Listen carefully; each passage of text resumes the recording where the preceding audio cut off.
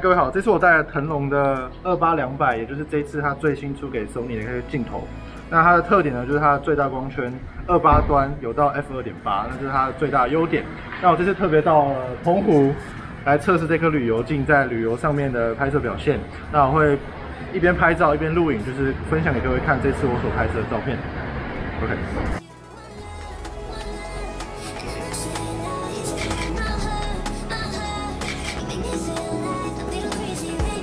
看这个十字路还蛮好看的，我们可以推到差不多50的焦段，蛮好拍的。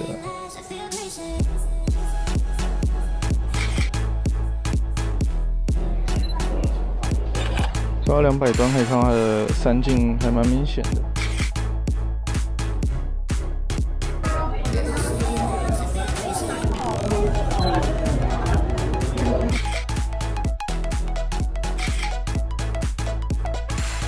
往旁边看，往左边站一步，头往上，往上，对，不要动，好，很好。有那个顶光，有那个太阳。好，来啊，1、2、3。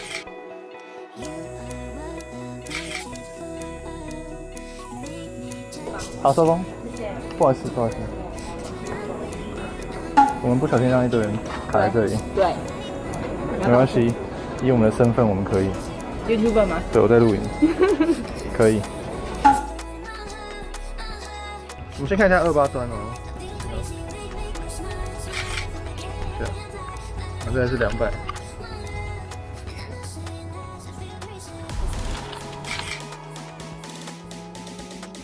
应该说这个焦段在旅游上拍的时候真的很方便，因为从28到200嘛。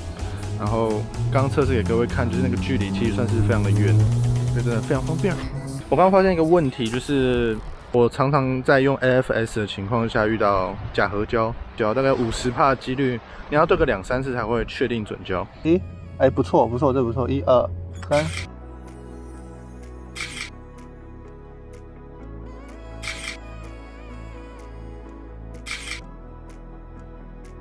1、2、3。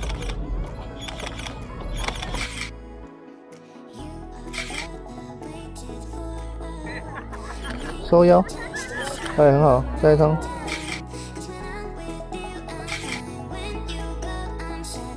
哎，好，很好。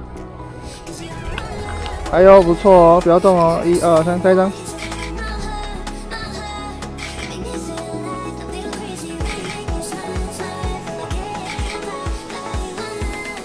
澎湖的夕阳，100分。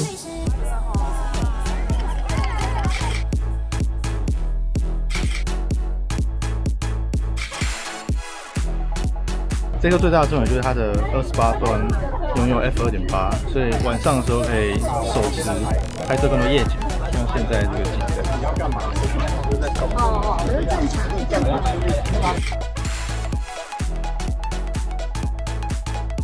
那我现在到了澎湖南边的丰贵洞，然后因为我们现在大概9点多、10点多，然后我们来打一些银河，因为这颗镜头28端有 f2.8， 所以我们打银河的话 ，ISO 就不用那么高，曝光时间也不用到那么久，所以这是一颗可以打银河的旅游镜哦。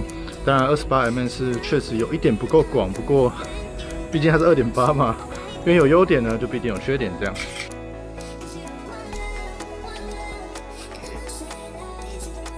好，那我们可以看到它拍起来其实是非常成功哦。就是其实你只要会设定的话，都可以拍到银河。拍银河不一定要非常好的相机，你只要曝光时间对、ISO 时间对的话，都是拍得到的哦。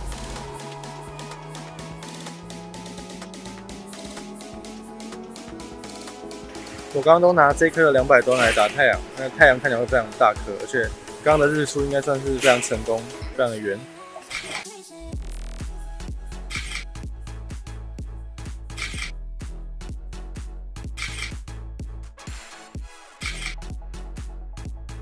好，继续。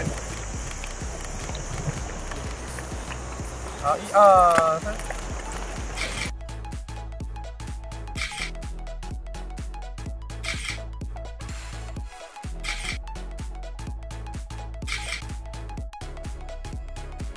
好，那最后大家呢可以一边看着实拍，一边听我说说整体心得。我个人的话呢是比较少使用旅游镜，因为以往旅游镜的光圈都太小，加上我个人喜欢大光圈，所以就比较少去使用。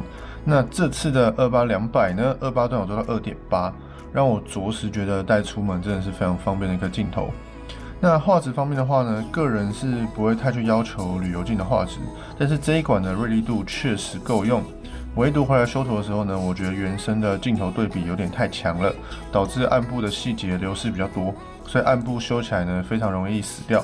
但是因为是旅游镜，所以这状况其实还蛮正常的，在一般的变焦镜或者是 kit 镜上面呢，也都蛮常见到这个问题的。那好的定焦镜呢，才能明显感受到对于暗部的保留程度。那我这边讲的是镜头本身的成像哦，感光元件的动态范围又是另外一件事情。对于一张照片来说，这两件事情呢是相辅相成的。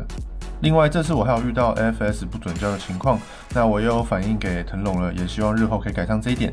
还有就是说呢，腾龙的镜头现在使用 AFC 的话呢，它对焦都非常的快，也建议各位可以使用 AFC 哦。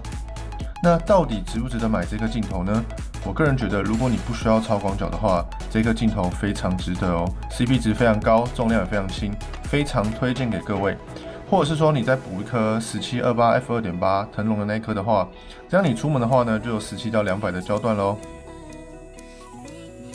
那最后呢，我们让我们本片的澎湖 model Lilo 来做结尾吧。这个 YouTuber 拜托不要订阅他 ，OK， 不要看，对。好。